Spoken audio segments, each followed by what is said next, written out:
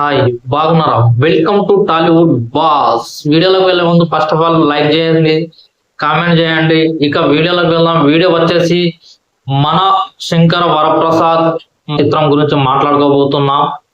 ఎందుకంటే ఈ చిత్రం గురించి బాగా బజ్ ఉంది, బాగా క్రేజ్ ఉంది అని వాళ్ళ అభిమానులు ఎవరున్నారో వాళ్ళు మాత్రం బాగా ఊదర కొట్టేస్తున్నారు. కానీ ఇక్కడ ఊదర మాత్రమే, అది ఎలాంటి బజ్ లేదు, ఎలాంటి హైప్ లేదు చిత్రం పైన. ఎందుకంటే మనకు తెలిసిపోతుంది ఇక్కడ యుఎస్ లో ఎలాంటి కలెక్షన్లు సాధిస్తుంది. టికెట్ ఓపెన్ చేసి పెట్టారు, అక్కడ ఎలాంటి కలెక్షన్ సాధిస్తుంది, ఎలాంటి కలెక్షన్లు వస్తున్నాయని మాత్రం చూసుకుంటే మాత్రం ఇక్కడ టికెట్ మాత్రం దిగడం లేదని చెప్పుకోవచ్చు.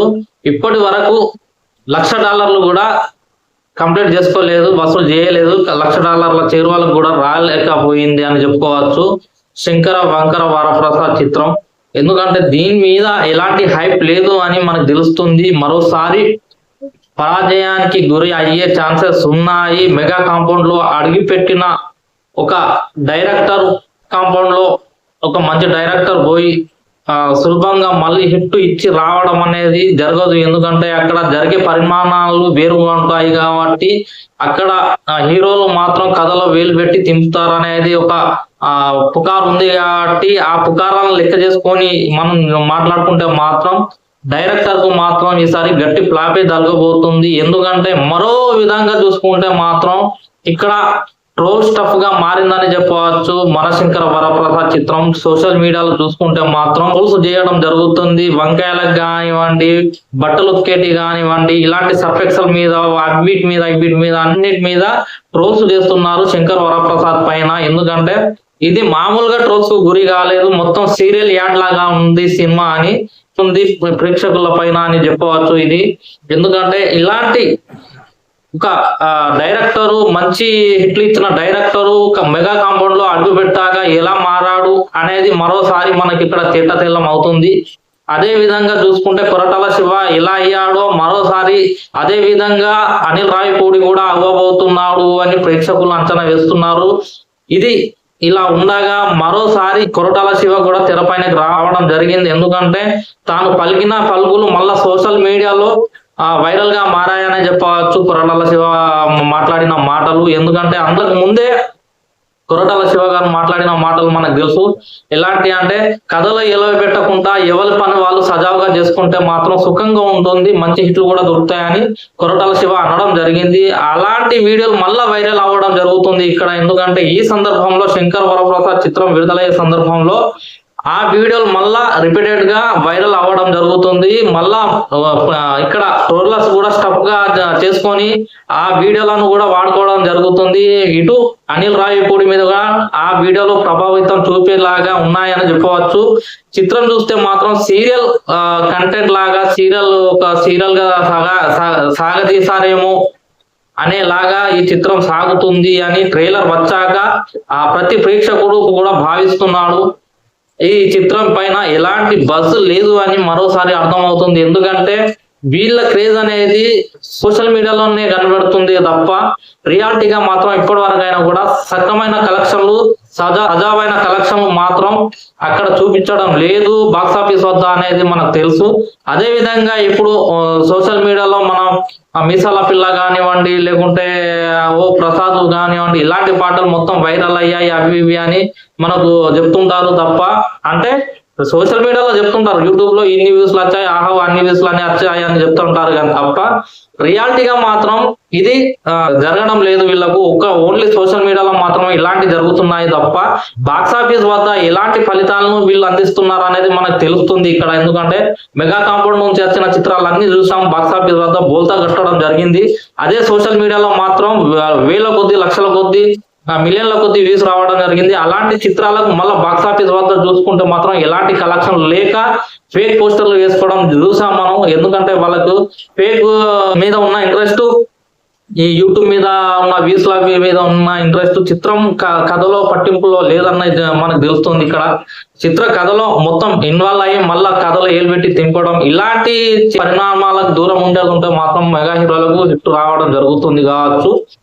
మళ్ళీ ఒకసారి మెగా కాంపౌండ్ లోకి వెళ్ళి బలిపశువుగా మారుతున్నాడు అనిల్ రావిపూడి అని సినీ పండితులు కూడా భావిస్తున్నారు ఇక్కడ.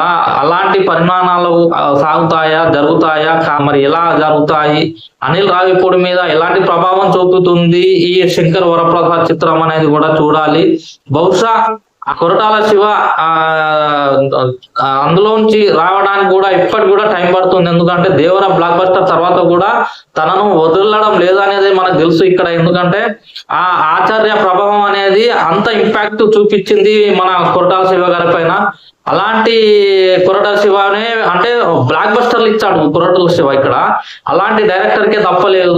మన అనిల్ రావిపూడి అంటే చిన్నట్లు సాధారణమైన హిట్లు ఇచ్చాడు. లాస్ట్ గత్తే వెంకటేష్ తోటి క్రింజ్ కామెడీ తోటి మొత్తం మీద గెటన్ అయ్యాడు సంక్రాంతికి వస్తున్న చిత్రంతో. అలాగే ఇప్పుడు మెగాస్టార్ తోటి ఈ చిత్రం తీసుకున్నాడు. మళ్ళా దీనిలో వెంకటేష్ గారిని గెస్ట్ రోల్ గా ఒక 30 నిమిషాల పాత్రలో అతికించారు, తెచ్చి జోడించారు. వెంకటేష్ గారి పాత్రను జోడించడం జరిగింది. కథలో లేని దాన్ని మళ్ళా వెంకటేష్ గారి పాత్రను జోడించడం జరిగిందని, అది జోడించాలని చిరంజీవి గారు అన్నారని అనిల్ రావిపూడి గారు చెప్పడం జరిగింది. అదే విధంగా చూసుకుంటే మాత్రం ఇక్కడ కూడా ఆచార్య సమయంలో కూడా ఇలాంటి పరిస్థితులు నెలకొన్నాయి. ఆచార్య సినిమాలో రామ్ చరణ్ గారికి పూర్తి ప్రాధాన్యతనిచ్చే పాత్రను ఇరికించి మరి రామ్ చరణ్ గారి పాత్రను చేయించడం జరిగింది. దాని ప్రభావం ఎలా చూపించింది ఆచార్య పైన అనేది మనం చూసాము. అలాగే ఆచార్య ఎలాంటి రికార్డులు నెలకొందో మనం చూసాం. థియేటర్లలో మాత్రం వాస్తవానికి ఆచార్యలో చూసాం మనం ఎట్లా చూపించింది ఏంది. అలాగే రామ్ చరణ్ గారి పాత్రను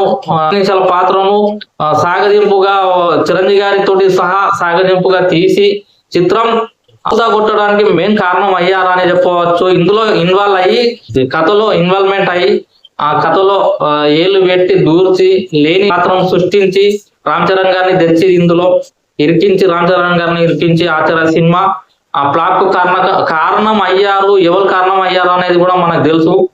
అదే విధంగా కొరటాల శివ పైన రుద్దడం జరిగింది ఫ్లాప్ ను కూడా. అదే విధంగా అనిల్ రావిపూడి గురించి జరుగుతుంది అని కొందరు భావిస్తున్నారు. ఎందుకంటే మళ్ళా వెంకటేష్ గారి పాత్రను సేమ్ టు సేమ్ అలాగే సిచ్యువేషన్ కుదిరిందనే చెప్పవచ్చు. ఆచార్య కుదిరిన సిచ్యువేషనే మళ్ళా మన శంకర్ వరప్రసాద్ వెంకటేష్ క్యారెక్టర్ కు కుదిరిందనే చెప్పవచ్చు. అలాంటి క్యారెక్టరే కుదిరిందనే చెప్పవచ్చు. మళ్ళా ఇప్పుడు చిరంజీవి గారే సలహా ఇచ్చారు. చిరంజీవి గారి సలహా మేరకే వెంకటేష్ గారి పాత్రను దీంట్లో ఇరికించడం జరిగింది అని అనిల్ రావిపూడి చెప్పడం జరిగింది. ఇక ఇది చెప్పిన కానీ ట్రోలర్స్ కు మాత్రం స్టఫ్ గా మారింది. ఇటు కింద వచ్చేసి కొరటాల శివ, పైన వచ్చేసి అనిల్ రావిపూడి వీడియో చేస్తూ షాట్లలో వైరల్ చేస్తున్నారు. ట్రోల్ స్టఫ్ గా మారిందని చెప్పవచ్చు. మరోసారి చిరంజీవి గారి సలహా మేరకే ఈ క్యారెక్టర్ ను వెంకటేష్ గారి క్యారెక్టర్ ను ఇందులో దించడం జరిగింది శంకర్ వరప్రసాద్ అని మన రావిపూడి గారు అనడం, సోషల్ మీడియాకు స్టఫ్ గా మారడం, సోషల్ మీడియా మాత్రం ఇక్కడ దంచు కొడుతుందనే చెప్పవచ్చు. ఆ పాత వీడియోలు కొరటాల శివ ఇటు అనిల్ రావిపూడి వీడియోలను వాడుకుంటూ ట్రోల్ స్టఫ్ గా మార్చడం జరిగింది. అదే విధంగా ట్రైలర్ వచ్చేసి కూడా ట్రోల్ స్టఫ్ గానే మారిందని చెప్పవచ్చు. ఎందుకంటే ఇప్పుడు మొత్తం మీద అయితే ఇది ట్రోల్ స్టఫ్ గానే మారింది తప్ప దీని మీద ఎలాంటి క్రేజ్ లేదు, ఎలాంటి బజ్ లేదని చెప్పవచ్చు శంకర్ వరప్రసాద్ కు. రాబోయే కాలంలో ఈ చిత్రం ఎలాంటి కలెక్షన్లు సాధిస్తుంది, చిత్రం విడుదలయ్యాక ఎలాంటి కలెక్షన్ సాధిస్తుంది, అనిల్ రావిపూడి గత చిత్రాలతోటి పోల్చుకుంటే ఈ చిత్రం పైన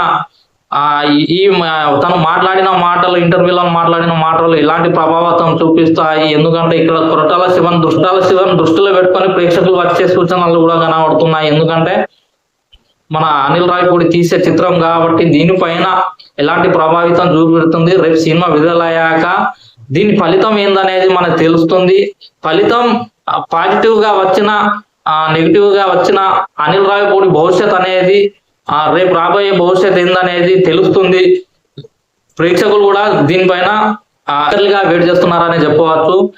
అనిల్ రావిపూడి భవిష్యత్తు మీద ఎలాంటి ప్రభావితం చూపెడుతుంది ఈ శంకర్ వరప్రసాద్ అనే చిత్రం. అలాగే ఇటు సినీ విశ్లేషకులు కూడా భావిస్తున్నారు శంకర్ వరప్రసాద్ పైన ఎలాంటి బజ్ లేదని ట్రేడ్ పండితులు కూడా భావిస్తున్నారు ఇక్కడ. ఈ వీడియో నచ్చితే మాత్రం లైక్ చేయండి, షేర్ చేయండి, కామెంట్ చేయడం మర్చిపోకండి. బాయ్, ఉంటాను.